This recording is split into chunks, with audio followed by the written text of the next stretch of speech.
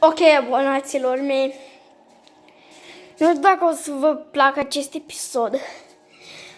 Să vi-l arăt pe cel mai mare câine. Adică nu e chiar mare așa. Uitați-l pe Max. Ce fain, măi. Bine. Ia să vedem dacă are apă mult.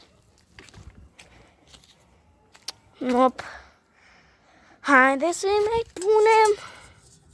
Trebuie în parcă am observat că capa e plină.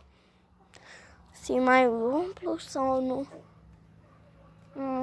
Cred că are apă destul. Nu știu.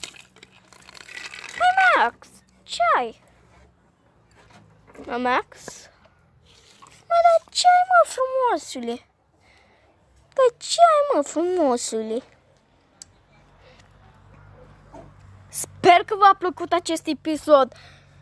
Și dacă vreți să mai facem episoade cu câinele ăsta, nu uitați să dați un like, părerea voastră, scrieți-mi în comentarii și vă urăsc noapte bună. Pa!